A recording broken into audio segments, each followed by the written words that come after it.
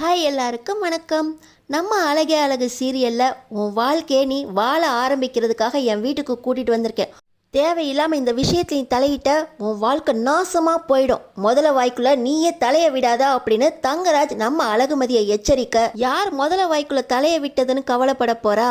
இந்த விஷயத்துல தங்கராஜா அழகுமதியான்னு பார்த்துருவோம் அப்படின்னு நம்ம அழகுமதி தங்கராஜு கிட்ட சவால் விட்டு ஒரு விஷயத்துல இறங்குறாங்க.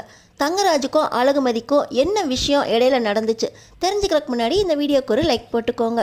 ஸோ பார்த்தீங்கன்னா அழகுமதியோட அப்பா போனதுக்கப்புறம் இந்த தங்கராஜ் சுரேஷை தனியாக கூப்பிட்டு வந்து, என்னடா சோகமாகவே இருக்க அப்படின்னு கேட்க, லாக்கப்பில் இருக்க கிரிமினல்ஸ் கூட என்னை எப்படி பார்த்து சிரிச்சாங்க தெரியுமா மாமா? அந்த இன்ஸ்பெக்டரும் ஒய்ஃபையே உன்னால் கண்ட்ரோலில் வைக்க முடியல, லா ஆர்டரெல்லாம் நீ எப்படி கண்ட்ரோலில் வைப்பா அப்படின்னு என்னை பார்த்து கேலியாக பேசுகிறாரு மாமா அப்படின்னு ரொம்பவே சோகமாக பேச, இப்போ தங்கராஜ் பொண்ணுங்களை வழிக்கு கொண்டு வர்றது ரொம்ப ஈஸிடா அப்படின்னு சொல்கிறாரு. இவ திமிரு பிடிச்சவ மாமா, நான் லெஃப்டில் போனால் அவள் ரைட்டில் போவா, நான் நேராக போனால் அவள் திரும்பிக்கிட்டு போவா. அதெல்லாம் இல்லைடா சுரேஷு, பொண்ணுங்களாம் காலை சுற்றுன பாம்பு மாதிரி, அன்பாக இருந்தோம்னா காலை சுற்றி சுற்றி வந்து அன்பாக இருப்பாங்க, அதுவே இல்லை காலை சுற்றி வந்து காலையை கொத்திடுவாங்க அப்படின்னு தங்கராஜ் சொல்கிறாரு. நீ மதிக்கிட்ட அன்பா பேசி இல்லை ஒரு முளை பூ வாங்கி கொடுத்துருக்கியா? அவளுக்கு பிடிச்சதை வாங்கி கொடுத்துருக்கியா? அவகிட்டலாம் அன்பா பேசி ஒரு பிரயோஜனமும் இல்லை மாமா. உங்கள் 2 பேருக்கும் நடுவில் ரொமான்ஸையே இல்லையாடா? நீங்கள் 2 பேரும் அப்போ வாழ்க்கையை இன்னும் தொடங்கவே இல்லையா? எப்படி கல்யாணம் பண்ணி நீ பிரம்மச்சாரியாக வாழ்ந்துக்கிட்டு இருக்கடா மாமா? அவளை பார்த்தாலே எனக்கு பயமாக இருக்குது, வெறுப்பாக இருக்குது, எப்படி குடும்பம் நடத்த முடியும்? இப்போ தெரியுதுடா 2 பேருக்கு நடுவில் என்ன பிரச்சனை இருக்கு அப்படின்னு எனக்கு புரிஞ்சு போச்சு. 2 பேருக்கு நடுவில் பிரச்சனையே மதிதான் மாமா. நீ சொல்கிற பிரச்சனை வேற, நான் சொல்கிற மேலே பிரச்சனை வேற. மதிக்கு உன் மேலே கோவம். ஆமாம் மாமா, அவளுக்கு என் மேலே கோவம் இருக்குது, இதை சொல்லி வேற தெரியணுமாம்மா. நீ சொல்கிற கோவம் வேற, நான் சொல்கிற கோவம் வேறடா. கல்யாணம் பண்ண பொண்ணுங்க எல்லாருக்குமே ஒரு எதிர்பார்ப்பு இருக்கும், அது நடக்கலைன்னொன்னே உன் மேலே மதிக்கு கோவம். உலகத்திலே பெரிய ஆயுதம் எது தெரியுமா? அன்பு. புருஷனோட அன்புக்காக பொண்டாட்டிங்க ஏங்கிக்கிட்டு இருப்பாங்கடா, அது கிடைக்கலங்கிறப்போ கோவம் வரும். கல்யாணம் ஆகியும் நீ பொண்டாட்டியை கண்டுக்காமல் இருந்திருக்க. அன்பாக பேசி ரொமான்டிக்காக பேசணும், பக்கத்தில் போய் உட்காந்து பாசமாக பேசணும். அப்போ தான் குட்டி மதியோ குட்டி சுரேஷோ கொஞ்ச நாளில் வருவாங்க. உங்கள் 2 பேருக்கும் சண்டை போட நேரமே இருக்காது. ஸ்கூலு காலேஜு அக்கீஸை மாற்றுறது அப்படின்னு மாற்றி மாற்றி போய்கிட்டே இருக்கும். அப்புறம் எப்படி உங்களுக்கு சண்டை போட நேரம் இருக்கும்? மாமா பிடிக்காமல் எப்படி மாமா அவள் கூட வாழ முடியும்? எல்லாருமே பிடிச்சு தான் வாழ்ந்துக்கிட்டு இருக்காங்களாடா. எல்லாம் போக போக பழகி போயிடும்டா. கடமைக்காக ஃபஸ்ட்டு வாழ ஆரம்பிப்போம், அப்புறம் அதுவே வாழ்க்கை ஆயிரும். வாழ்க்கை மேலே இருக்க வெறுப்பு போய் பிடிப்பு வரும்டா. மதிக்கு உன்னை ரொம்ப பிடிக்கும். பிடிக்காமலா நீ ஃபோன் பண்ணி திட்டியும் உன்னை தேடி ஸ்டேஷனுக்கே வந்திருக்கா. நான் கூப்பிட்டதுக்கப்புறம் உனக்காக என் வீட்டு வரைக்கும் வந்திருக்கா. மதிக்கு உன் மேலே அன்பு நிறையவே இருக்குடா, உன்னை தேடி தேடி வந்திருக்கா. இல்லாட்டி அவள் அம்மா வீட்டிலே இருந்திருக்க மாட்டாளா? நீ அவள் பக்கத்தில் போய் உக்காந்து அன்பாக பேசு, ரொமான்டிக்காக நடந்துக்கோ. அன்புக்கு அடிப்பணியாத பொண்ணுங்களே கிடையாது. நான் ரேவதி என் மேலே எவ்வளோ கோவம் இருந்தாலும் சாப்பிட்டியான்னு ஒரு வார்த்தை கேட்டால் அப்படியே அடங்கி போயிடுவா. இந்த வீடு ரொம்ப ராசியான வீடு. இந்த வீட்டில் தான் என் வாழ்க்கையை ஆரம்பித்தேன். சிங்கக்குட்டி மாதிரி ஒரு ஆம்பளை பிள்ளையும் ராணி மாதிரி ஒரு பொம்பளை பிள்ளையும் இல்லையா? நீ உன் வாழ்க்கையை இந்த வீட்டிலே ரொம்ப ஆரம்பி, ராசியான வீடுறா அப்படின்னு இன்னும் பேசிக்கிட்டே இருக்கிறாரு தங்கராஜ். இதையெல்லாம் கேட்குற சுரேஷுக்கு மாமா சொல்கிறது தான் சரிதான், மதிக்கு என் மேலே அன்பு இருக்குது, காதல் இருக்குது, அதுக்காக தான் என்னை தேடி வந்திருக்கா அப்படின்னு ரொம்பவே அடங்கி போய் மதிக்கிட்ட ரொம்ப பாசமாக பேசுகிறதுக்காக தங்கராஜ் ஏற்றி விட்ட ஏத்தில் மதியை பற்றி புரியாமல் மதி இருக்கிற ரூமுக்கே போகிறாரு. போன வேகத்தில், மதி உனக்கு என்னை ரொம்ப பிடிக்கும், வா 2 பேர் வாழ்க்கையை ஆரம்பிக்கலாம் அப்படின்னு கொஞ்சம் கூட இங்கிதமே இல்லாமல் உடனே கட்டி பிடிக்கிறாரு. மதிக்கு என்ன உள்ளே வந்தவர் திடீர்னு கட்டி பிடிக்கிறாரு அப்படின்னு சுரேஷ் தொட்ட வேகத்தில் பொண்ணுக்கே உரிய அந்த தடுப்பு மனப்பான்மையில் தள்ளி விடுறாங்க. தள்ளி விட்ட வேகத்தில் சுரேஷ் போய் அங்கே வீழ, அங்கே இருந்த டேபிளில் முட்டி தலையில் ரத்தமே வர ஆரம்பிச்சிருது. தங்கராஜ் இப்போ ரேவதி கிட்ட நான் எல்லாம் பேசி தான் அனுப்பிச்சிருக்கேன். சுரேஷ் சரியாக நடந்துக்குவான். இன்னைக்கு மதிக்கும் சுரேஷுக்கும் முதலிரவு. நாளைக்கு பார் மதி எப்படி அடங்கி ஒடுங்கி பொண்ணுக்குரிய வெக்கத்தோடு வரான்னு பாரு அப்படின்னு ரேவதி கிட்ட சொல்ல, இப்போ தான் அவங்க அப்பா கிட்ட அழுதுருக்கா. இப்போ போய் இவன் அன்பா பேசுகிறேன்னு பேசினா என்ன நடக்குமோ அப்படின்னு யோசிச்சுக்கிட்டு இருக்கும் போதே மேலேருந்து படார்னு சவுண்டு கேட்குது. அதான் நம்ம மதி சுரேஷை தள்ளி விட்டாங்கல்ல, அதில் ஒரு ஓரமாக விழுந்து கிடக்காரு.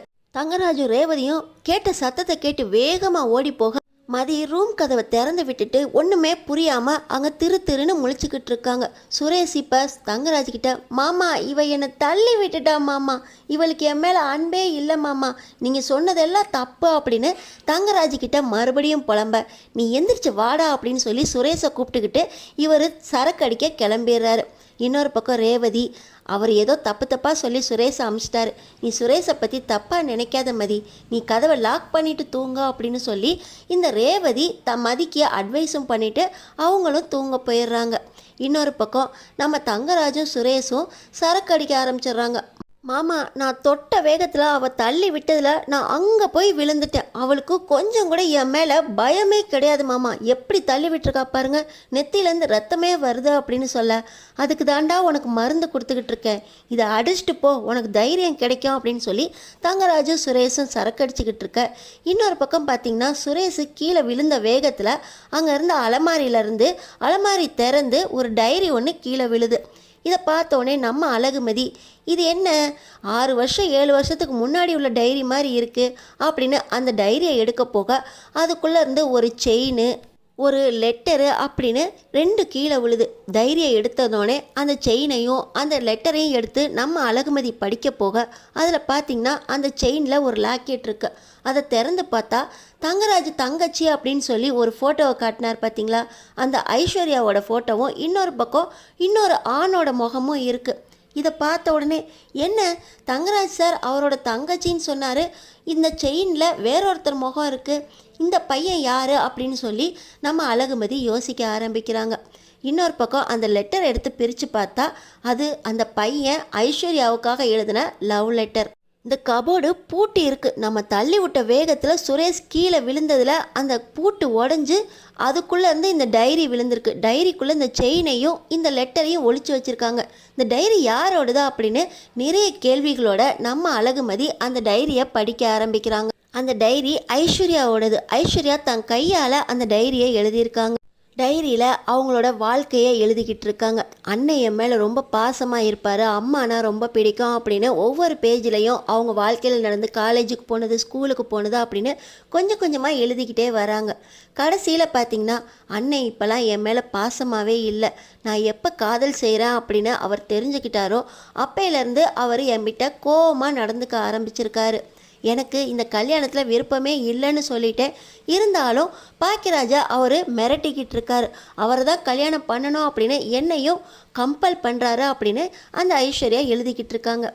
என்ன இந்த பொண்ணு வேறொருத்தரை லவ் பண்ணுது, இது தெரிஞ்சும் தங்கராஜ் தான் பாக்கியராஜை கல்யாணம் பண்ணணும் அப்படின்னு ஐஸ்வர்யாவை கம்பல் பண்ணிக்கிட்டு இருக்காரு. ஆனால் ஐஸ்வர்யா வேறொருத்தரை லவ் பண்ணுது. இந்த விஷயம் தெரிஞ்சு அப்போ அந்த பொண்ணு என்ன பண்ணியிருக்கா அப்படின்னு சொல்லி அடுத்த பக்கத்தை திரும்புகிறாங்க நம்ம அழகுமதி. இன்றைக்கி நான் சுரேஷோட வீட்டை விட்டு போக போகிறேன், இந்த விஷயம் அண்ணனுக்கு தெரியாது, கல்யாணம் பண்ண வேண்டாம் அப்படின்னு பாக்கியராஜ்கிட்ட சொல்லிட்டு தான் நான் சுரேஷோட வேறு ஊருக்கு கிளம்பி போக போகிறேன். எந்த ஊருக்குன்னு தெரிஞ்சால் அண்ணன் என்ன சும்மாவே விட மாட்டார். இதுதான் கடைசியாக இந்த டைரியில் எழுதுறதா இருக்கும். மிச்சமெல்லாம் நான் ஊருக்கு அவரை விட்டு ஓடி போனதுக்கப்புறம் வேறு டைரியில் எழுத போகிறேன் அப்படின்னு சொல்லி அவங்க அன்னைக்கு டேட்டையும் போட்டு முடிவுட்டுருது அப்படின்னு எழுதியிருக்காங்க. பார்த்திங்கன்னா இது என்ன ஐஸ்வர்யா ஓடி போக போகிறேன்னு எழுதியிருக்காங்க, அவங்க இறந்து போனதால சொன்னாங்க, பாக்கியராஜுக்காக சூசைட் பண்ணதா சொன்னாங்க, இதில் ஓடி போக போகிறேன்னு இருக்கே அப்படின்னு சொல்லி நம்ம அழகுமதி ரொம்பவே யோசிக்கிறாங்க. இப்போ நம்ம அழகுமதிக்கு சந்தேகம் வந்துடுது, ஓடி போகிறேன்னு சொன்னவங்க கண்டிப்பாக சூசைட் பண்ணியிருக்க முடியாது, அவங்க செத்து போயிட்டாங்க அப்படின்னா ஐஸ்வர்யா காதலிச்சு சுரேஷுக்கு என்ன ஆச்சு, சுரேஷ் தேடி வந்தாரா, தங்கராஜுக்கும் சுரேஷுக்கும் ஏதாவது பிரச்சனை இருக்குமா அப்படின்னு அழகுமதி தூக்கம் வராமல் எந்திரிச்சு நடமாட ஆரம்பிச்சிடுறாங்க. ரேவதி ஒரு பக்கம் ரூமில் தூங்கிக்கிட்டு இருக்க, இன்னொரு பக்கம் பார்த்திங்கன்னா தங்கராஜோட அம்மாவும் தூங்கிக்கிட்டு இருக்காங்க. இந்த நேரத்தில் தங்கராஜும் சுரேஷும் ஃபுல் போதையில் அந்த ரூமில், டேய் சுரேஷு நீ ரூமுக்கு போடா அப்படின்னு தங்கராஜ் உளறிக்கிட்டு இருக்காரு. சரிங்க மாமா அப்படின்னு சொல்லி சுரேஷ் கிளம்ப போக நம்ம அழகுமதி ஒரு தூண் பின்னாடி போய் ஒளிஞ்சுக்கிறாங்க. இன்னொரு பக்கம் தங்கராஜ் ஃபுல் போதையில் அடியே ரேவதி வாடி அப்படின்னு சொல்லி கத்திக்கிட்டு இருக்காரு. நம்ம ரேவதி தூங்குறத நம்ம மதி பார்த்தாங்களே, இவரை ஃபுல் போதையிலேருந்து ரூமுக்கு கூட்டிகிட்டு போகிறதுக்கு ரேவதி அக்கா தான் வரணுமா, என்ன தான் நினச்சிக்கிட்டு இருக்காரு இவர் அப்படின்னு சொல்லி தங்கராஜை திட்டிக்கிட்டு இருக்க நம்ம அழகுமதி நம்ம எதுக்கு இங்கே நிற்கணும் அப்படின்னு சொல்லி வீட்டுக்கு வெளியே காலார நடக்கலாம் காற்று வாங்கலாம் அப்படின்னு வெளியே கிளம்புறாங்க. இந்த நேரத்தில் தான் தங்கராஜ், ஏய் ரேவதி, உனக்காக என் தங்கச்சியவே விட்டு கொடுத்தேன், நீ என்னன்னா என்னை பிடிக்காதுன்னு சொல்லி உங்கள் அண்ணன் பக்கம் போய்கிட்டு இருக்க, வீட்டை விட்டு வெளியே தள்ளினா கூட உங்கள் அண்ணன் அந்த நேரத்தில் மோப்பம் முடிச்சு வந்து உன்னை காப்பாற்றுறான் அப்படின்னு புலம்ப ஆரம்பிச்சிட்டாரு. நம்ம அழகுமதிக்கு தங்கராஜ் குடி போதையில் புலம்புறாரா அப்படின்னு சொல்லிட்டு அதையெல்லாம் கேட்டுக்கிட்டே அப்படியே வாக் பண்ணிக்கிட்டு இருக்காங்க. இந்த நேரத்தில் தான் தங்கராஜ், ஐஸ்வர்யா உன்னை நான் ரொம்ப மிஸ் பண்ணுறேன் ஐஸ்வர்யா, நீ அந்த ஒரு தப்பு மட்டும் பண்ணாமல் இருந்திருந்தா இன்னைக்கு நீ பாக்கியராஜோட சந்தோஷமாக வாழ்ந்துருக்கலாம் ஐஸ்வர்யா, நீ வாழ வேண்டிய வாழ்க்கையை அந்த மலர் வாழ்ந்துக்கிட்டு இருக்கா, அவள் பர்த்டே கொண்டாடுறத நீ பார்க்கணுமே, பாக்கியராஜு குடும்பத்தோட மலருக்கு பிறந்த நாள் கொண்டாடிக்கிட்டு இருக்கான், அதுக்கு என் பொண்டாட்டி வீட்டில் சொல்லாமல் போயிட்டு வந்துக்கிட்டு இருக்கா, உன்னை கொலை பண்ணிட்டாங்களே ஐஸ்வர்யா அப்படின்னு தங்கராஜ் புலம்புறாரு. என்ன கொலை பண்ணிட்டாங்களா, தற்கொலைன்னு சொல்லி பாக்கியராஜன் தான் அதுக்கு காரணம்னு அவரை அடிச்சிங்க அப்படின்னு நம்ம அழகுமதி வெளியே இருந்து ஜன்னல் வழியாக எட்டி பார்க்குறாங்க. தங்கராஜ் இன்னும் புலம்புறத நிறுத்தவே இல்லை. இந்த நேரத்தில் தான் தங்கராஜோட அம்மா வந்துடுறாங்க. டேய் டேய் புலம்பாதரா அப்படின்னு சொல்லி தங்கராஜ் வாயை மூடுறாங்க. அம்மா, ஐஸ்வர்யா தெரியாமல் இப்படி பண்ணிட்டாளேம்மா, அவள் செத்துருக்க கூடாதுமா, இன்னொருத்தனை நம்பி இப்படி இந்த தங்கராஜை விட்டு போயிட்டாளேம்மா, தங்கராஜ் தான் கையாலேயே அவளை கொண்டுட்டேனேம்மா அப்படின்னு அழுவுறாரு. டேய் அழுவாதரா புலம்பாதரா, அவள் போனது ரொம்ப நல்லது தாண்டா அப்படின்னு அவங்க அம்மா சொல்கிறாங்க. அம்மா, ஐஸ்வர்யா வாழ வேண்டிய வாழ்க்கையை பாக்கியராஜ் கெடுத்துட்டான், மலர் வாழ்ந்துக்கிட்டு இருக்கான் அப்படின்னு மறுபடியும் தங்கராஜ் புலம்பிக்கிட்டு இருக்கும்போதே இப்போ ரேவதி வராங்க. புலம்ப ஆரம்பிச்சிட்டிங்களா, வாங்க ரூமுக்கு போகலாம் அப்படின்னு சொல்லி ரேவதி கூட்டிகிட்டு போயிடுறாங்க. நம்ம மதிக்கு குழப்பம் பாதி கிளியர் ஆயிடுச்சு. அப்போது ஐஸ்வர்யா சுரேஷை காதலிச்சிருக்காங்க, அவனோட ஓடி போகிறதுக்கு ஐஸ்வர்யா முடிவு பண்ணி கிளம்பியிருக்காங்க. இன்னொரு பக்கம் பாக்கியராஜ் தான் கல்யாணம் பண்ணணும் அப்படின்னு தங்கராஜ் மிரட்டியிருக்காரு. அப்போது எப்படி இறந்தாங்க, அவங்க ஓடி போயிட்டாங்களா இறந்து போயிட்டாங்களா, தங்கராஜ் எதையோ மறைக்கிறாரு. உண்மையிலே செத்து போயிருந்தா அதுக்கு காரணம் பாக்கியராஜ் மாமா கிடையவே கிடையாது, கொலை பண்ணியிருக்காங்களா இல்லை சுரேஷோட ஓடி போயிட்டாங்களா, இதை கண்டுபிடிச்சே ஆகணும் அப்படின்னு நம்ம மதி முடிவு பண்ணுறாங்க. காலையில் பொழுது விடிஞ்சதுக்கப்புறம் நம்ம ரேவதி சமையல் வேலை செஞ்சுக்கிட்டு இருக்க, அழகுமதியும் ஹெல்ப் பண்ணிக்கிட்டு இருக்காங்க. மலரணி எப்போவுமே வேலை இருக்கா அப்படின்னு ஃபோன் பண்ணிவிட்டு கட் பண்ணதே கிடையாது. நேற்று நீங்கள் மதிக்கிட்ட பேசு அப்படின்னு சொன்னதுக்கப்புறம் கூட வேலை இருக்கா அப்படின்னு மலரணி கட் பண்ணிட்டு போயிட்டாங்க. என்ன காரணம்னே தெரியலையா அப்படின்னு ரேவதி யோசிச்சுக்கிட்டு இருக்க நம்ம மதி சொல்கிறாங்க. நேற்று போலீஸ் ஸ்டேஷன்லேருந்து வந்ததுக்கப்புறம் மலரக்கா கிட்டே பேசணும் அப்படின்னு கூப்பிட்டேன், ஆனால் அவங்க மூஞ்ச திருப்பிக்கிட்டு போயிட்டாங்க, அவங்களுக்கு என் மேலே கோவம், அதனால தான் உங்கள்கிட்ட பேசி ஃபோன் பண்ணிவிட்டு என்கிட்ட பேசாமல் கட் பண்ணிட்டாங்க அப்படின்னு மதி சொல்கிறாங்க. அன்னைக்கு உங்கள் மேலே எதுக்கு கோவம்னு தெரியல, ஆனால் மலரணியோட கோவம்லாம் கொஞ்ச நாள் தான், நீங்கள் வருத்தப்படாதீங்க அப்படின்னு ரேவதியும் சொல்கிறாங்க. இப்போ பார்த்தீங்கன்னா ரேவதி கிட்ட நம்ம மதி ஒரு தங்க செயினில் லாக்கெட் ஒன்று கிடச்சிச்சு பார்த்தீங்களா, அதில் இருக்க ஐஸ்வர்யாவை காட்டி இது யாருன்னு தெரியுமா அப்படின்னு கேட்குறாங்க.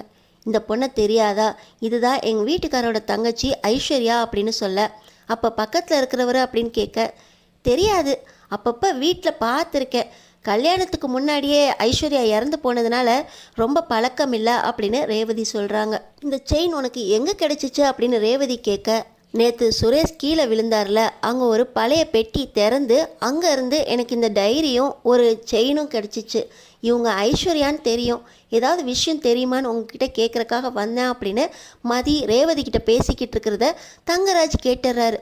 இந்த செயின் எப்படி அவள் கைக்கு போயிருக்கோம் அப்படின்னு யோசிச்சுக்கிட்டு இருக்கும்போதே அந்த ரூமுக்கு போய் பார்க்குறாரு. பார்த்தீங்கன்னா அந்த பழைய பெட்டி திறந்து உள்ள நிறைய பொருட்கள் அங்கங்கே மாறி மாறி இருக்கிறத பார்த்த உடனே தங்கராஜுக்கு பயம் வந்துடுது. அந்த டைரி, நம்ம தங்கச்சியோட பழைய பொருள்லாம் மதி பார்த்துருப்பாளா அப்படின்னு தங்கராஜ் ரொம்ப யோசனையோட பயம் அதிகமாக இருக்குது. நம்ம அழகுமதி கிச்சன்லேருந்து வெளியே போகும்போது அந்த செயினோட போகிறத தங்கராஜ் மறுபடியும் பார்க்குறாரு. மதிக்கிட்டே விசாரிச்சிருவோமா அப்படின்னு யோசிக்க, இவ திமிரு பிடிச்சவ, இவகிட்ட போய் விசாரிச்சோம்னா நம்மளே முதல வாய்க்குள்ள தலையை விடுற மாதிரி மாட்டிக்குவோம், எதுவும் விசாரிக்க வேண்டாம் அப்படின்னு சொல்லி தங்கராஜ் முடிவு பண்ணுறாரு. மதி என்னென்னலாம் பண்ணுறா அப்படின்னு சொல்லி பின்னாடியே வேவ் பார்க்க ஆரம்பிச்சிடுறாரு. நம்ம மதி அந்த டைரியில் இன்னும் ஏதாவது க்ளூ கிடைக்குமா அப்படின்னு அந்த டைரியை ரூமில் வச்சு புரட்டி புரட்டி பார்த்துக்கிட்டு இருக்கும்போது தங்கராஜ், இந்த டைரி இவளுக்கு கிடைச்சிருச்சே, அது கூடாதே அப்படின்னு பயம் வந்துடுது. நேராக அழகுமதிக்கிட்ட போய் செயினை லபக்குன்னு பிடுங்கிடுறாரு. செயினை பிடுங்கினோடனே அதில் இருக்க லாக்கெட் திறந்து அதில் சுரேஷோட முகம் இருக்கிறத பார்த்த உடனே, இந்த செயின் இந்த டைரியெல்லாம் எங்கேருந்து எடுத்த அப்படின்னு சொல்லி தங்கராஜ் மதிக்கிட்ட இருக்க அந்த டைரியையும் பிடுங்க போகிறாரு. ஆனால் நம்ம அழகுமதி அந்த டைரியை கொடுக்காம அப்படியே மறைக்க, உனக்கு தேவையில்லாத விஷயத்தில் இறங்காத அழகுமதி, உன் வாழ்க்கையை சுரேஷோட சரி பண்ணலான்னு இங்கே கூப்பிட்டு வந்திருக்கேன், இந்த விஷயத்தெலாம் தலையிட்டினா உன் வாழ்க்கை நாசமாக போயிடும் அப்படின்னு இந்த தங்கராஜ் நம்ம அழகுமதியை எச்சரிக்க, நீங்கள் ஐஸ்வர்யாவை என்ன பண்ணீங்க அப்படின்னு நம்ம அழகுமதி ரொம்ப கோபமாக கேட்குறாங்க. அப்போ இந்த டைரியை நீ படிச்சிட்ட, ஐஸ்வர்யா இதில் என்ன எழுதியிருக்காளோ அதான் நடந்துச்சு அப்படின்னு நம்ம தங்கராஜ் சொல்கிறாரு. அவங்க தான் பாதிக்கு மேலே எழுதவே இல்லையே அப்படின்னு நம்ம மதி சொல்ல, தங்கராஜுக்கு கொஞ்சம் நிம்மதி ஆயிடுது. ஆனால் அந்த டைரியில் என்ன எழுதியிருக்கா அப்படின்னு நம்ம தங்கராஜுக்கு தெரியல. இப்படி ஒரு வீட்டுக்கு வந்ததுக்கப்புறம் அந்த வீட்டில் இருக்க பொருட்களெல்லாம் நோண்டக்கூடாதுன்னு உனக்கு தெரியாதா? இப்படி எல்லாத்தையும் எடுத்து ரொம்ப யூஸ் பண்ணுறது தப்புன்னு உனக்கு புரியாதா? இந்த மாதிரி தேவையில்லாத விஷயத்தில் நடந்து உன் வாழ்க்கையை நீயே நாசம் பண்ணிக்காதா அப்படின்னு மறுபடியும் டைரியை பிடுங்க போக, ஐஸ்வர்யா வாழ்க்கையில் என்ன நடந்துச்சு அப்படின்னு நான் கண்டுபிடிக்கிறேன் அப்படின்னு நம்ம மதி சொல்ல தங்கராஜுக்கு பயம் வந்துடுது. முடிஞ்சதை நீ பார்த்துக்கோ அப்படின்னு சொல்லி தங்கராஜ் நம்ம மதிக்கிட்ட சவால் விட, நம்ம மதி ஐஸ்வர்யா வாழ்க்கையில் என்ன நடந்துச்சு அப்படின்னு கண்டுபிடிக்க போகிறாங்களா? ஐஸ்வர்யாவை தங்கராஜ் என்ன பண்ணார், அடுத்தடுத்து என்ன நடக்க போகுதுன்னு தெரிஞ்சுக்கிறதுக்கு நம்ம சேனலை சப்ஸ்கிரைப் பண்ணி தொடர்ந்து பாருங்கள்.